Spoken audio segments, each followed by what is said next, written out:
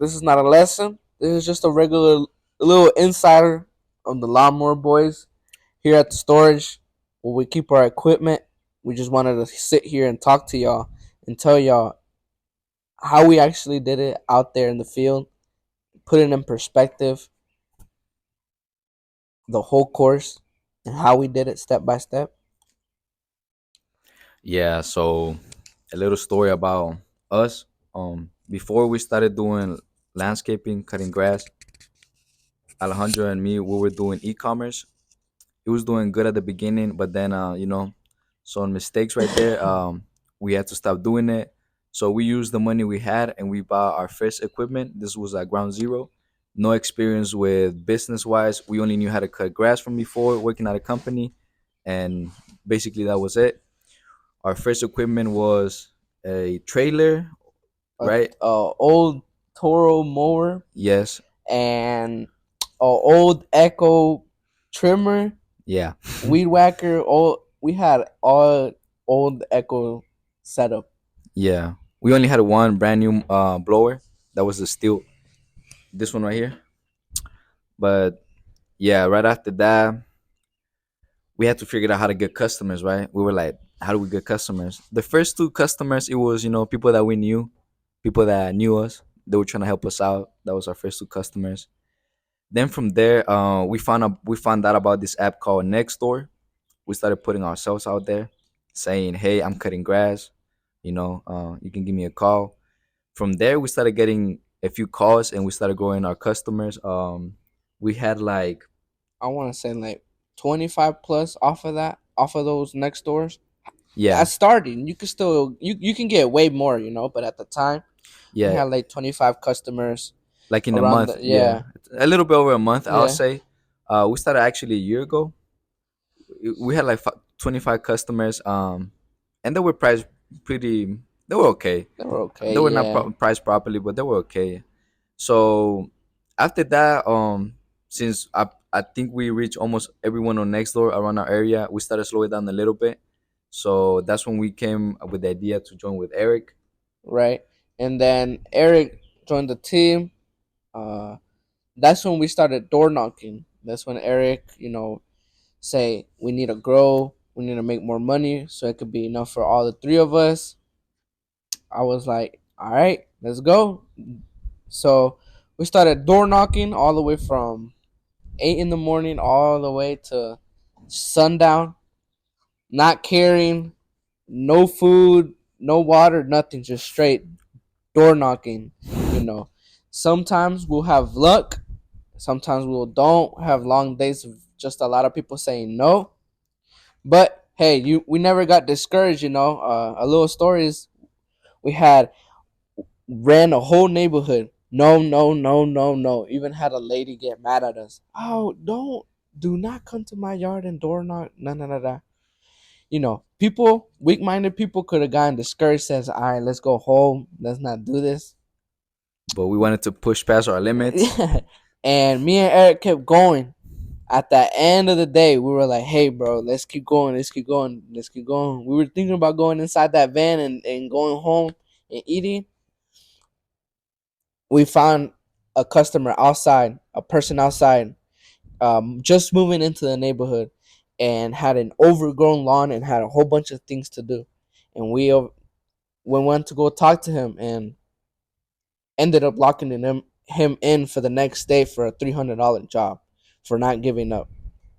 So it was a whole bunch of days like that just to grow the Lawnmower Boys.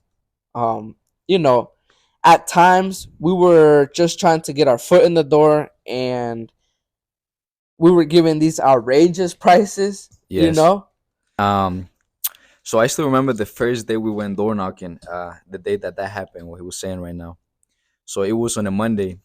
We had no door hangers, no uniforms, no lawnmower boys. It was just nothing. It was just three guys trying to get yards. We had zero properties for that day, nothing.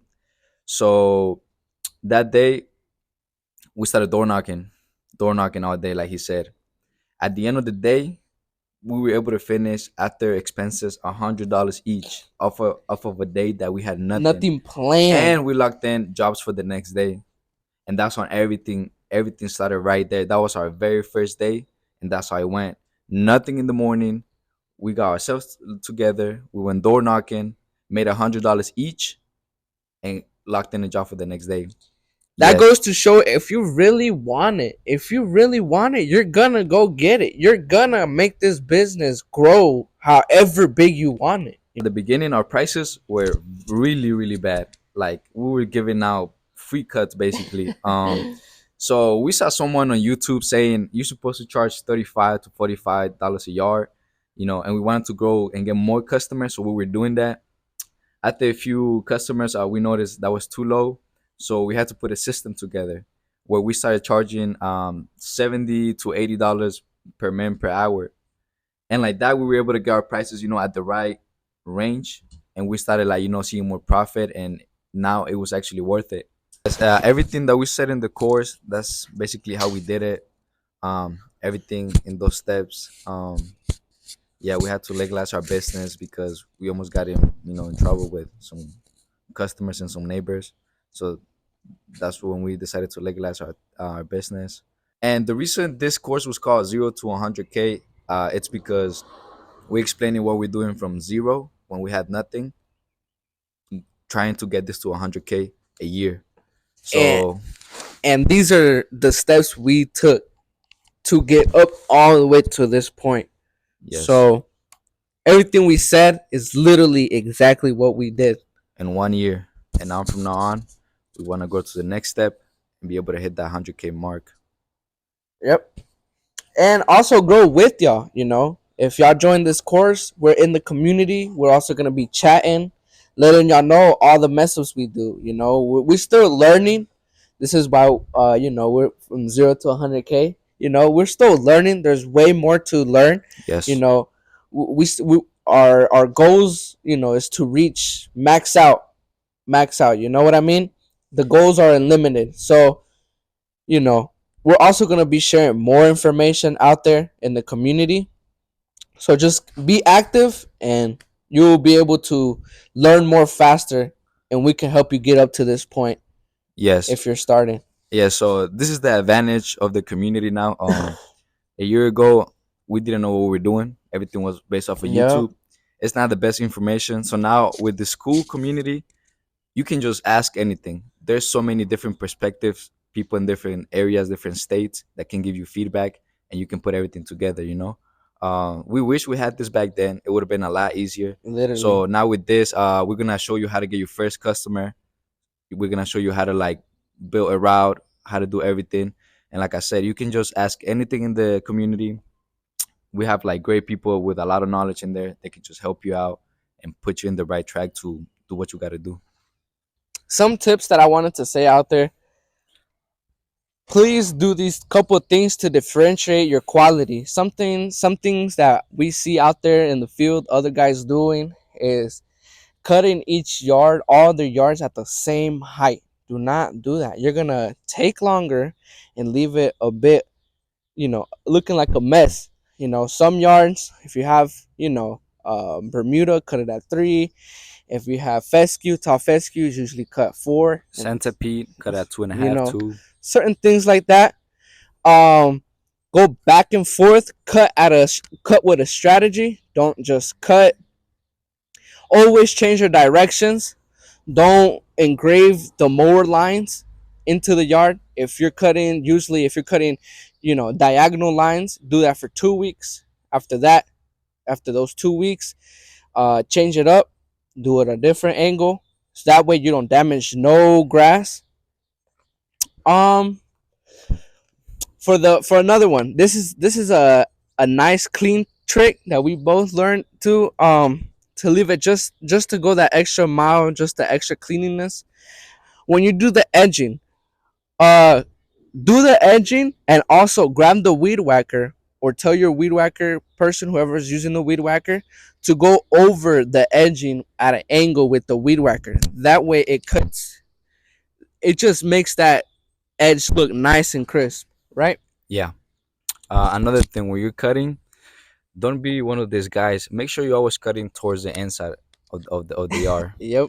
Like we've seen people cutting, throwing everything on the driveway. Like, don't be one of those. Like, that's the most simple thing you can do. Don't throw your grass to the sides, to the road. Just throw everything to the inside. And after you're done, make sure you grab that blower, blow those edges. There should not be no dirt in your edges, no debris in those edges. They should be nice and crispy. Blow all the debris off the beds. They should be nice. And blow the yard. Look for a corner where you could throw all the debris into a corner and it doesn't look as bad as much. And blow the whole yard into that section. It will make your job look more cleaner and make you stand out more. There's landscapers out there that just mow and go, and Yeah. that doesn't go, you know. So there's two ways, two landscapers: the guy that goes in and out for the money, and the one that is providing quality work. You know, we prefer the quality work one. It just makes everything look nicer, and you just like It helps you out. once you look at the customer, you can ask, "Do you like what you see?" And they're gonna say, "Yeah," because it looks good. If you're one of those guys, we've seen guys that they just leave like they were going straight, and then halfway they just changed to like multiple directions, and it just looks No strategy, no nothing, and quality. That's how the best way how to make word of mouth get you bigger. yeah, Literally, uh, just do a good job out there in the field. Do it right. Take your time and take your time at first before so you can get it right in rhythm. You know, if you have one of these big mowers, don't just do your turn like like super fast. Do rock with it so you don't leave your tire marks. Just leave a clean job, and I promise you, by you just doing that, you're gonna grow just that more faster by just leaving that quality job. Believe it or not. yes, and doing regular cutting to like quality work, it's just gonna take you 5 to 10 minutes longer. And guess what? You're gonna charge for that. You're gonna take those 5 10 minutes extra. You're gonna charge for that. Just leave it good work instead of trying to get out of there faster. Charge a little bit more and make sure it's worth what they're paying for. And yeah, those are a little bit tips of what we do, that just distinguish you from those regular landscapers that don't care, you know. Yeah. And when you're doing bushes, you just gotta practice. Make sure you do bushes. You're gonna Yeah. get good at it. Make sure you be in detail. And know how to prune them. If you don't know how to, what type of bush it is, or where you're cutting or where you're shaping, you can use the app called Picture This, and it can tell you, and it can give you a little bit of insight on how to like prune it, and and what you gotta do. So those are just tips for actually being out there in the field and getting everything done. Make sure you drink a lot of water. Make sure you eat. We like to fast, but that's us. Make sure you eat. Make sure you drink water, and that's it. That's it. And that's how you be successful out there in the field. What you trying to say? Hold on, let me go back in front. So now you're ready to go get customers, make some money, and keep on growing. And remember, stay active in the school community. This is going big, Yep. big.